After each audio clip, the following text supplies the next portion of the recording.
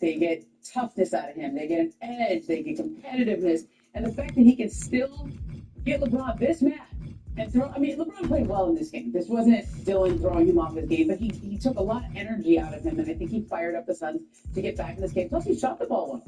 I was watching this game on the Lakers broadcast here in LA, and I thought Stu Lance made a great comment about LeBron and that interaction with the official. He needed to be very careful because he could have gotten teed up or worse thrown out of the game. Steph and company coming out. Well, now watch his pregame. I mean, this is insane. And that's how you tear That is not AI generated. That is not. Absolutely. Is that a new thing for him in his pregame warm-up? Yeah. I'm worried about the I've been there when he's done it twice. Here's oh my gosh. Curry from 3, of course. And then early in the first, Pat Spencer. they swing it. There's Curry again from the top. And a couple minutes later, as we get ready to go to the third quarter, Curry with the crossover on Rudy. Oh, look. This nigga, you're not better than me, bro. I don't give a fuck what you think, dude. Oh, he loves doing And then the finish. Didn't get the call, though. A little over 2 minutes left in the fourth. Warriors. Curry, another 3. Warriors now up 1. Less than 30 seconds to go. T-Wolves up to Julius Randle. They'll find Dante DiVincenzo with a quick trigger.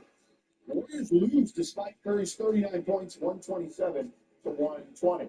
Now let's go to Sunday. Curry and the Warriors facing off against the Trailblazers. This year I volunteered to host Friendsgiving. The only thing is, I don't really have any autumnal decor. I headed to Ollie's to see what I could find. I think Ollie's got sneaky good hosting stuff and season. We'll start early in the third.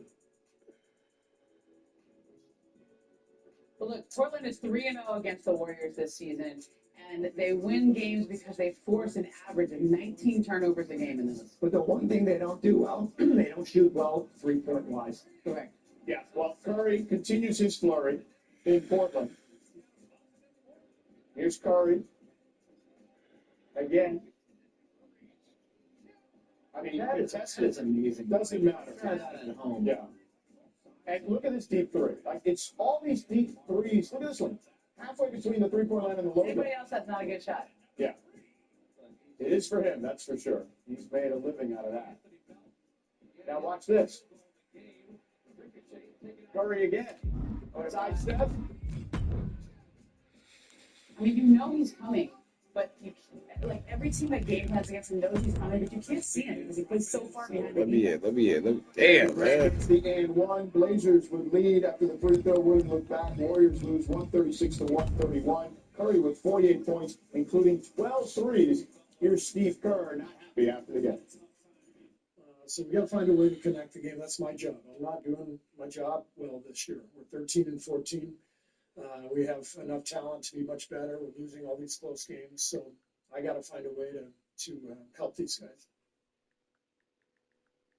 Steph went for 48, but he didn't get a lot of help on the offensive end as he scored 3 times as many points as any other Warrior. Bobby, all right, I know we've asked this question before. Is there any help coming for Steph? Not at least for the next month here. They're still sitting on that Jonathan Kuminga contract. He can't, although 90% of the league can be traded today, he can't be traded until January 15th. He's been sitting on the bench collecting DNPs. The last 2 games, they've given up 127 and 136 points. So you can say certainly offensively, is there something more coming? I look at it defensively as far as cleaning up. They're allowing the 6th most turnovers per game. They allowed a Portland team to shoot 20 to 31 from deep last night here. But right now, they are who they are until they can figure out where the Kuminga situation is going to go. I do think there's things they can do, though. And Jimmy Butler has talked about this with Anthony Slater several points during the season. When they run their offense, it's this free-flowing, beautiful offense that's designed with Steph Curry in mind.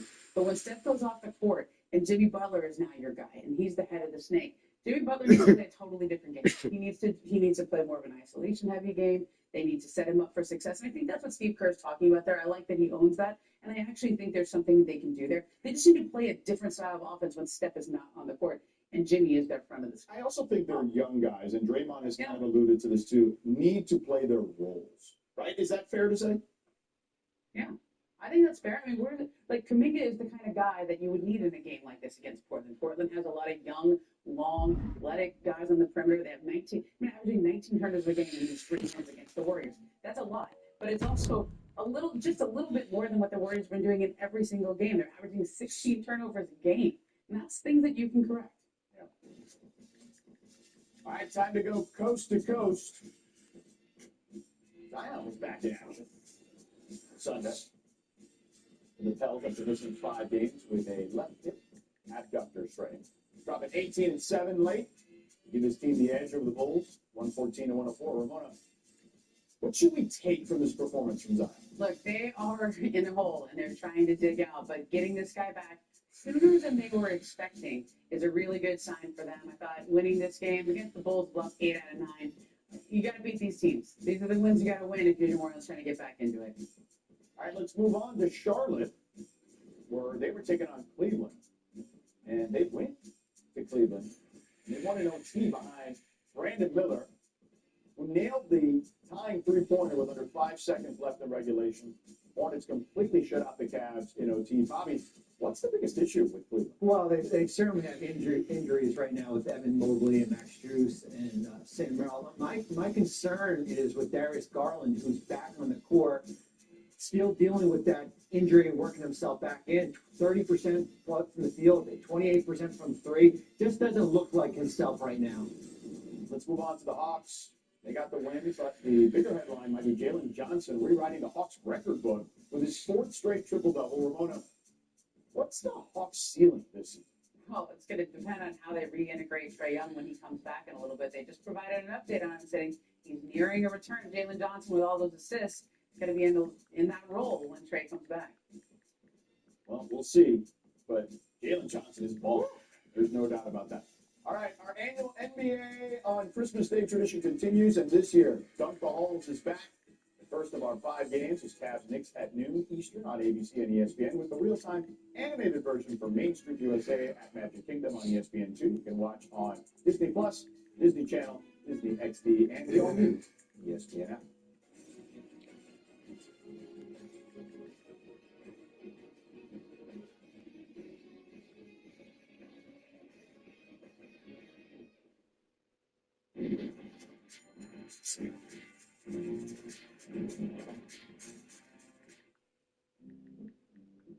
Life is better with options.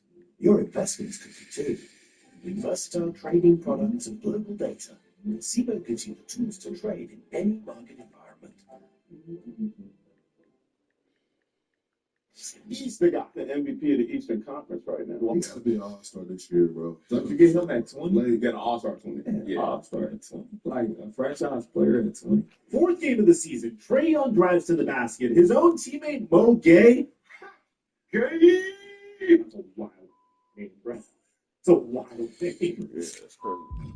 It's barely touched, flops backwards, and slams directly into Trae Young's knee. Just like that, Trae Young suffers an MCL sprain. He's out indefinitely, and for most franchises, losing your best player like that would be the end of the season. The Atlanta Hawks have the #1 overall pick in the 2024 NBA draft, so you would think that they'd be tanking again this year because this year's NBA draft is going to be one of the most loaded drafts in recent memory. But there's just one problem. The Atlanta Hawks don't have their pick this year, so that's out of the window, and probably the strangest thing ever happened next in Atlanta. The Hawks started winning. Not just winning, but they went 12-8 without Trae Young, knocking off the Cleveland Cavaliers and the LA Clippers. And while everyone was focused on Trae Young's rehab, a 23-year-old forward named Jalen Johnson turned into a legitimate MVP candidate. We're talking historic numbers that only one player in the entire league is putting up right now. But here's where the story gets wild. The Atlanta Hawks are in a very precarious situation. On one hand, you have a player that has historically shown you that he can take over playoff games. A player that some deemed as a generational talent 7 years ago. The Atlanta Hawks, on top of that, were able to quietly pull off one of the greatest heists in modern NBA history. They've stockpiled so many assets that front offices around the league were literally laughing at the teams who got fleeced by them. And now the Atlanta Hawks are sitting on a decision that will define this franchise for the next decade. Do they pay Trae Young over $200 million and hope he works to get extreme generation of Atlanta Hawks? Or do they trade him and set the peak of his value? Or is there a third option? What about the creativity of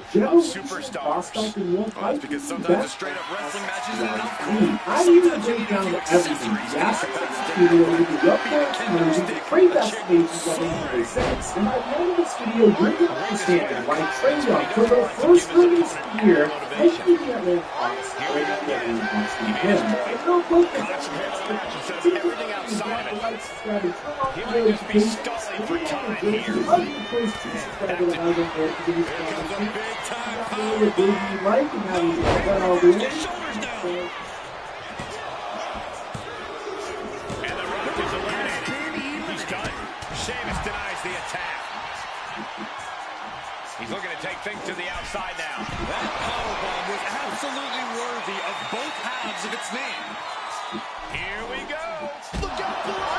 That's what the show is if you follow my Twitter post on my Instagram or the Rock YouTube yesterday, then congratulations on 2xing your money. I'm going to give you a play for tonight. So first, sign up for Prize Picks with my promo code microphone so you can get $50 when you make a play of $5 or more. And then tail this pick. For Monday Night Football, I have Devon Achane getting at least 80 rushing yards, and I have Aaron Rodgers throwing for at least 212 passing yards. I'm putting down $35 to potentially make $105. I give additional plays in the WAP link in the description down below and on my Instagram at The Flight Mike. And thank you, Prize Picks, for sponsoring today's video. Mic check 1 2 1 2. What's going on, everybody? I apologize for the long intro. We just have a lot of ground to cover in this video, guys. So let's start by introducing Jalen Johnson. Johnson was the 20th pick in the 2021 NBA draft. Most people forgot he existed. He spent time in the G League as a rookie, dealt with injuries. He showed some flashes here and there, but nothing that made you think that this guy was going to be special. Last season, he averaged 16 points and about 8 rebounds before a shoulder injury ended his year early. This year, he's a completely different human being. But the stat line doesn't even tell the full story. On December 5th against the Denver Nuggets, Johnson recorded the second fastest triple-double in NBA history. My man had 11 points, 12 assists, and 10 rebounds before halftime. By the time the game ended, he had 21 points, 18 rebounds, 16 assists, and 7 steals. The only play After more than 2 decades servicing the trades. And there's sure to be plenty of bedlam on tap for this Extreme Rules matchup. These superstars have nothing but bad intentions in mind for each other, and they have everything and everywhere at their disposal to annihilate one another. A bicycle knee strike. Supplies. It gets supplies. No! Somersault plunge out of the floor. What a display of fearlessness we just witnessed. Fussing, nigga. You fussing. Are you 11? Ha! How the fuck you living, nigga? You pussy. Dumbass nigga. What the fuck was that? Stupid ass nigga. Fuck is wrong with you? Dumbass nigga. Trash nigga. Get money. Get money. Get money. Get money, nigga. Fucking trash. Yeah. Dumbass nigga.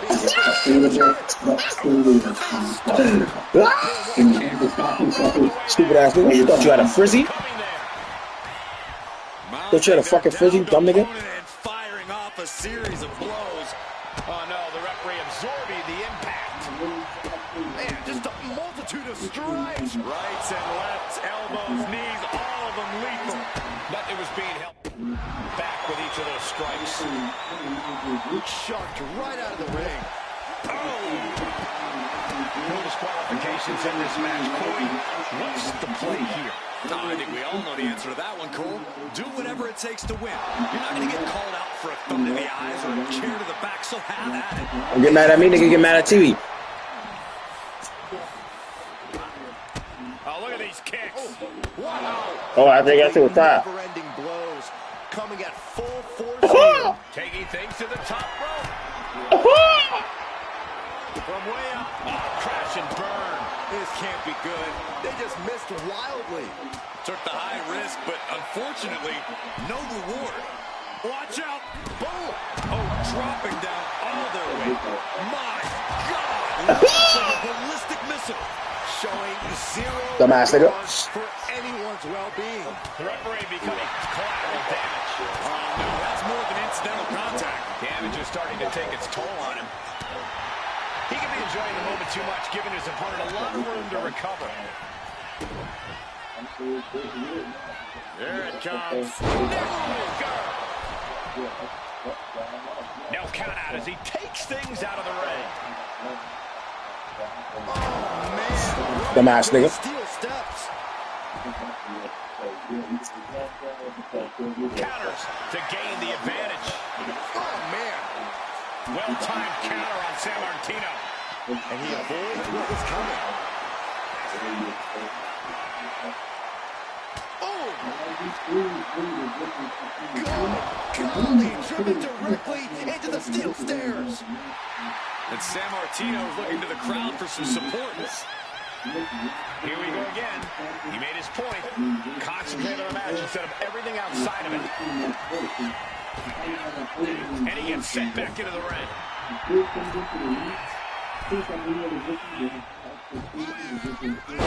Launching himself from the ropes. Kick to the gut. Twist of fate. I'm not liking Bruno's odds here. Torturous knee. Uses the edge of the knee. He's put forth an onslaught of offense here.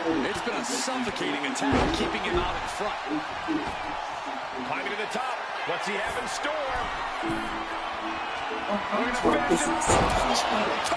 In compliant custom fitting, distribution, and supply chain support services. Provide optimal coverage through strategically located centers of excellence, custom pricing, multiple carriers, and real-time tracking.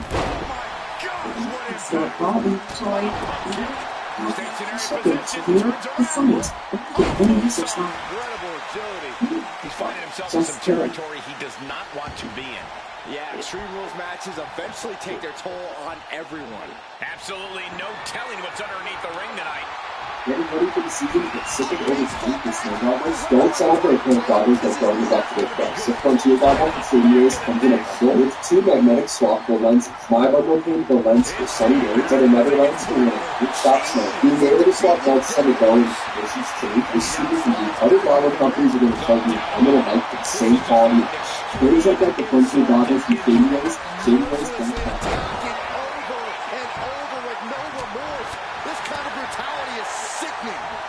So as you guys have seen, just a new player in the NBA that you can just maybe for your favorite team. I got 30 players here and 30 teams that you guys think are overrated. I'm going to be giving you guys my opinion. Do I think they're overrated right now? Or do I think they're just underrated? Or just properly rated? And if you're overrated, it doesn't mean you're bad whatsoever. But if you think that maybe Jalen Brunson is the best player in the NBA, we don't know if Jalen Brunson is good, but if you think he's number one in the NBA, yeah, I think you're overrated. And then if you take a bad player in the NBA, and you think he's the worst player of all time, and he's not, yeah, you're probably under. So just keep that in mind, and let's get into it. So we're going to start off with Washington Wizards and Redskins here. That CJ McCollum is overrated. He can still produce on a bad team, and he also becomes a total shot capper. And the big success of the young guys has caused so many things for them. So yeah, I can definitely see the reasoning for that right now, because when you're watching the Washington Wizards, you don't see the young guys. You don't see Mark Dennis and Carl Stark, Keyshawn Wood, put as much as possible and get those reps in. Then you can stop doing the worst teams in the league. And he's pulled the ring apron up, looking up. Ooh, down low, and down he goes. And that was a clear attack to his core. Maybe seeing an opening.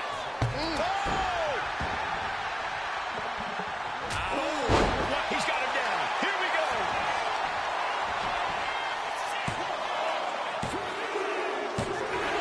Got it. Survived the triple threat match.